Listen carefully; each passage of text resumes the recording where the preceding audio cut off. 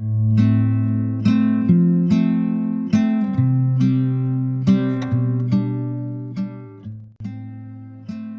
আলাইকুম, সবাইকে তোরিন কিচেনে জানাই স্বাগতম। আশা করি সবাই ভালো আছেন। আজকে আমি আপনাদের জন্য নিয়ে এসেছি রেস্টুরেন্টের সাথে হট অ্যান্ড সাওয়ার স্যুপ। অবশ্যই রেসিপিটি ট্রাই করে কমেন্ট বক্সে জানাবেন আপনাদের কেমন লেগেছে, আর রেসিপিটি স্কিপ করে না দেখার অনুরোধ রইল। এই ধরনের মজাদার নতুন নতুন রেসিপি পেতে আমার চ্যানেলটি সাবস্ক্রাইব করতে ভুলবেন না, পাশে থাকা বেল আইকনটি ক্লিক করবেন। আমি এখানে 1 টিস্পুন বাটার নিয়েছি। বাটারের মধ্যে আমি 1 টিস্পুন আদা কুচি দিয়ে দিয়েছি। এখন 2-1 মিনিট আদা কুচিটা একটু ভেজে নিব। ভাজা হয়ে গেলে আমি এখানে দিয়ে দিব চিকেন কিউব করে কেটে নেওয়া। খুবই পাতলা করে কেটে নিয়েছি আমি চিকেনগুলো। আর চিকেনগুলোর সাথে আমি কোনো কিছু মিক্স করিনি। এখন চিকেনটা 3-4 মিনিট ভেজে নিব। 3-4 মিনিট ভাজার পরে আমি এখানে চিকেন স্টক দিয়ে দিব। আপনাদের হাতের কাছে যদি চিকেন স্টক না থাকে, আপনারা বিভিন্ন শপিং মলে চিকেন কিউব পাওয়া যায়, আপনারা এগুলো ব্যবহার করতে পারেন। 2টা কিউব ব্যবহার করলেই হবে। আর চিকেন স্টকের ভিডিওটা আমার প্লেলিস্টে আছে। আমি এখানে 2 কাপ চিকেন স্টক দিয়ে দিচ্ছি।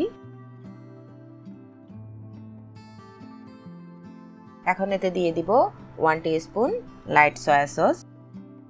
সয়া সসটা দিয়ে একটু ভালো মতো মিশিয়ে নিব।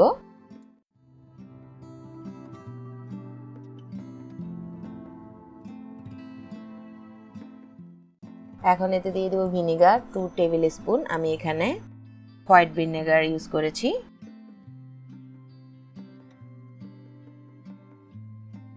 এখন এতে দিয়ে দিব চিলি সস আর tomato ketchup. Chilli sauce 2 tablespoon, tomato ketchup 2 tablespoon আমি একসাথে একটি বাটিতে মিক্স করে নিয়েছি। এখন এটা মিশিয়ে দিব।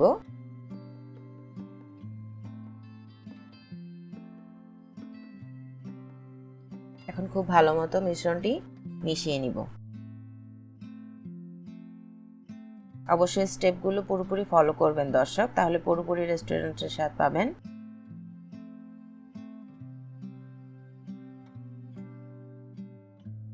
এখন এতে নিয়ে নিয়েছি আমি 2 টেবিল স্পুন কর্নফ্লাওয়ার। কর্নফ্লাওয়ারের সাথে আমি 2 টেবিল স্পুন পানি ব্যবহার করছি। আর খুব ভালো মতো মিশিয়ে নিব।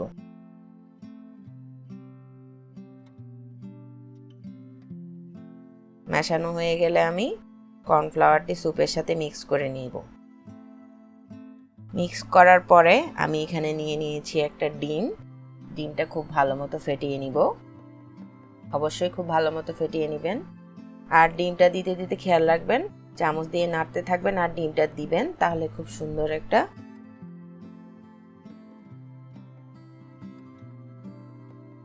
থকথকে হবে, যেটা আমার দরকার। অবশ্যই চামচ দিয়ে নাড়বেন আর ডিমটা উপর দিয়ে ঢালতে থাকবেন। এখন গোলমরিচ দিয়ে দিয়েছি আমি 1 পিঞ্চ।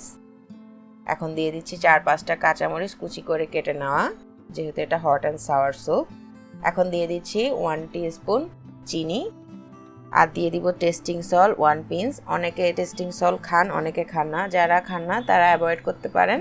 আর পুরোপুরি রেস্টুরেন্টের স্বাদ পেতে হলে 1 পিঞ্চ একটু টেস্টিং সল্ট দিয়ে দিবেন। দিয়ে আমি সব মিক্স করে পরিবেশন করে দেখাচ্ছি আপনাদের। হয়ে গেল আমার হট অ্যান্ড সাওয়ার স্যুপ। অবশ্যই রেসিপিটি স্কিপ করে না দেখার অনুরোধ রইল।